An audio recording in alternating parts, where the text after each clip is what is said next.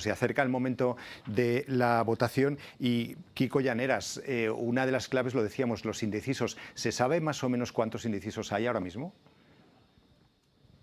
Pues los últimos datos del fin de semana hablaban de, bueno, nuestra encuesta 40 días, hablaba de un torno al 7-10% de gente todavía indecisa, o sea, con la decisión de votar, pero sin saber exactamente por qué partido lo haría. El CIS elevaba todavía un poquito esa cifra en torno del 10-15%. Una parte de esa gente posiblemente no irá a votar, pero sí, estamos hablando de eso, de un 10% quizás de los electores que todavía no tienen la decisión tomada. Y ese 10%, por lo que nos estás diciendo, no se sabe muy bien a qué ideología o a qué bloque pertenecen. O sea, que podría ser en todo el arco político. Sí, tenemos algunas pistas, no tanto de estos últimos días, sino de la gran preelectoral que hace el CIS hace 2-3 semanas, pero creo que nos puede valer. Entonces, los indecisos, había 3 grandes grupos de indecisos. Había indecisos, en torno a un tercio de los indecisos estaba dudando entre el PSOE y Sumar, digamos que tienen una importancia relativa, porque al final esos votos van a acabar en escaños que más o menos sabemos en qué bloque están. Había un 15-20% dudando entre el PP y Vox, de la misma manera tampoco son los más relevantes, y luego había ese 10% del que ya hemos hablado algún día, que es ese 10% de indecisos que duda entre PP y PSOE. Ese 10% de todos los indecisos, que es el 1-2% del censo, pues es un 1-2% de españoles que pueden tener perfectamente las elecciones en sus manos, en realidad. Claro, ese 10% es lo que decíamos el otro día también, que puede decidir en algunas de las provincias ese último escaño si va a un partido o a otro, ¿no? Que puede ser clave en circunscripciones que reparten 5 o 6 diputados y donde los indecisos van a ser los que decidan finalmente. Sí, hay, digamos, 3 grandes fuentes de incógnitas. Una son los indecisos, otras es la abstención, al final quién acaba yendo y quién acaba no yendo a votar. Y luego hay, bueno, siempre incertidumbre alrededor de las encuestas, que es un instrumento aproximado, ¿no? Pero yendo a territorios, ahí yo creo que, bueno, un mensaje es que en la mayor parte de las provincias hay escaños en juego. A veces vemos cálculos como que simplifican mucho la incertidumbre de unas elecciones. Mañana publicaremos información muy detallada sobre esto, pero un atajo es en la mayoría de provincias hay escaños en disputa entre partidos de izquierdas y de derechas. Desde luego en Madrid y Barcelona, las grandes que reparten más escaños que nadie, prácticamente todos los grandes partidos tienen opciones, tienen algún escaño que está por bailar, digamos, entonces ahí no, bueno, todos tienen cosas en juego. De ahí hacia abajo, pues no sé, las provincias con 10, 11, en Málaga, 8, 9, 12, 15, Málaga, Sevilla, Valencia, estas provincias también muy populosas, también tienen siempre por lo menos algún escaño entre izquierda y derecha, y de ahí hacia abajo pues va habiendo más provincias donde el voto empieza a estar menos en el aire, ¿no? En las provincias de 1, 2, 3 escaños, el resultado hoy empieza a ser bastante previsible. Entonces nos emplazas para mañana en el periódico con ese análisis detallado de qué es lo que puede pasar, ¿no? en estas provincias en las que se juega mucho, ¿no? Sí, porque al final la gente quiere ver la suya, ¿no? Entonces, bueno, de las más grandes podemos hablar, pero la casuística de cada una es particular y obviamente es un ejercicio de aproximación. Todo el mundo sabe que las encuestas nosotros las hacemos con mucha cautela, pero es un ejercicio de aproximación. Pero si alguien quiere ver pues, cuál es el caso de su provincia, le emplazo mañana a visitarnos en la web del País y leer nuestra información. Hay una cosa también muy sorprendente que publicabas esta semana que nos gustaría que nos explicases un poco más, que es una pirámide de probabilidades. Para empezar, creo que no es lo mismo, ¿no? Una encuesta que una probabilidad. Probabilidades de conseguir las mayorías. Cuéntanos un poco qué es lo que vemos aquí, Kiko.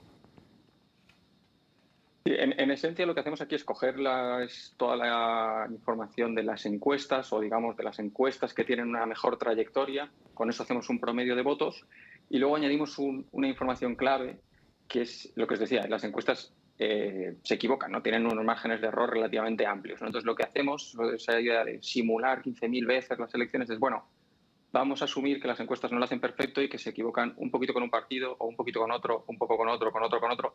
Y así, digamos, exploramos el universo de lo que puede pasar el domingo, ¿no? Entonces, el resultado es, el resumen, es lo que estáis viendo en la pantalla.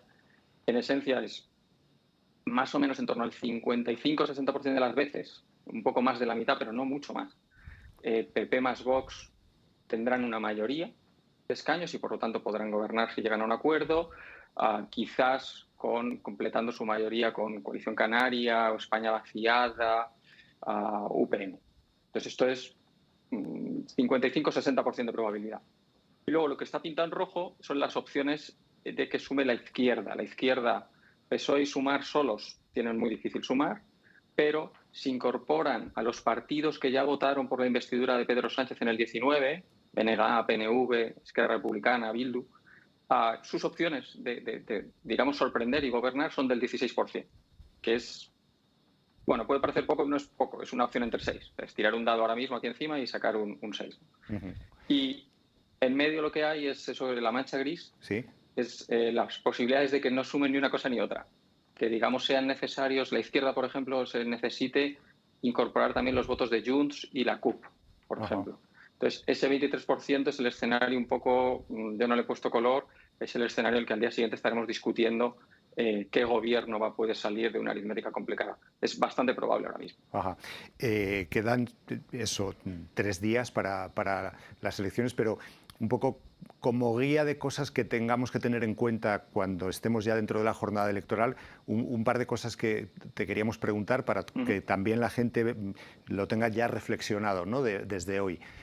Probablemente a las 8 de la tarde conozcamos encuestas. ¿Qué es lo que conoceremos en ese momento? ¿Son encuestas que se hacen ese día con votantes reales? ¿Son encuestas de otro tipo? ¿Hasta qué punto eso va a ser fiable a las 8 de la tarde? Son encuestas, pero normalmente, y yo creo que este domingo no habrá sorpresas aquí, no son encuestas pie de urna. A veces las llamamos así, pero últimamente hace años que ya no son pie de urna, es decir, no son encuestas que se hagan asaltando a la gente después de votar, sino que son encuestas o sondeos que se están haciendo estos días, ¿no? Durante hoy, mañana, pasado, antes de ayer, que no se pueden publicar porque la ley no lo permite, pero digamos, las encuestadoras lo trabajan durante esta semana y a las 8 lo que pueden es que de golpe pueden publicarlo. Entonces lo que vemos es un sondeo de esta semana, digamos, de opacidad que estamos sufriendo, pues hacen un sondeo, ¿no?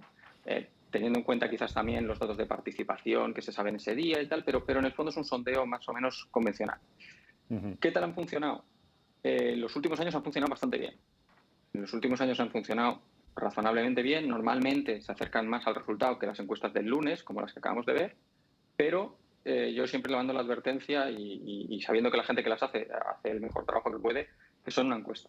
O sea, son encuestas y tarde o temprano tendremos una noche un poco aciaga en la que los sondeos pie de urna acaben luego demostrándose equivocados 1 hora y media después. Entonces, son útiles, yo los voy a mirar, la gente los querrá mirar y creo que todo el mundo debe hacerlo, pero el escrutinio empieza a las 9 de la noche. Sí, bueno, y es verdad que además puede que sea rápido, con lo cual tengamos una solución de la noche. Si las cifras son muy abultadas, más rápida. Si la cosa va muy justa, estaremos hasta tarde. Y una última cosa también, Kiko, avanzando un poco más en lo que es la noche electoral. Una teoría que dice que cuando va avanzando el escrutinio, digamos que al 50% del voto escrutado, ¿se puede proyectar ya cuál es el resultado final o tenemos que esperar más? O haciendo un pequeño ajuste entre cómo va un bloque y cómo va otro con ese 50%, ¿se puede adivinar cuál es el resultado final de las elecciones? Aquí dos claves. La tendencia del escrutinio suele últimamente ha beneficiado, digamos, a los partidos de la derecha. Okay. O sea, en general. Pero el efecto no es tan intenso como en algunas comunidades autónomas. Por ejemplo, las elecciones en la Comunidad de Madrid, el movimiento es muy, muy fuerte y muy, muy nítido. Se empiezan contando primero barrios con menos participación, a menudo del sur, más de izquierdas, esto hablo de Madrid, y luego la derecha sube mucho cuando avanza el escrutinio. Si la gente tiene en la cabeza ese recuerdo, en las generales el efecto no es tan intenso. Sí que es verdad que en los últimos años la dirección ha sido también hacia la derecha, pero el efecto es menos claro. Entonces, del 50%, el 60%, con el 60% escrutado, en 2019 todavía se movieron 4 o 5 escaños yendo de izquierda a derecha. La cautela aquí es esto depende sobre todo de qué provincias cuenten más deprisa. Entonces, hay una tradición, por ejemplo, el País Vasco ha contado a veces muy deprisa. Entonces, si te entran primero los votos del País Vasco, como pasó en 2019, el PNV, por ejemplo, sale fortísimo y luego se va haciendo muy pequeño, pero también faltan votos, por ejemplo, de PP y Vox, que tienen poco recorrido allá. Entonces, bueno, una forma es, además de tener esta foto en la cabeza, para los lectores, digamos, más cafeteros, como van a tener todos los datos en tiempo real, es en ese primer escrutinio ver de dónde viene. Ver de dónde viene. Y si lo que se está escrutando más deprisa, pues es una región, pues es el País Vasco, por ejemplo, pues ya tienes que descontar que la derecha luego tendrá margen de remontada. Bueno, Kiko, pues gracias. Preparándonos ya para esa noche electoral dentro de 3 días. Gracias por estar en el programa. Un placer, como siempre. Nos vemos el domingo. La campaña se acaba.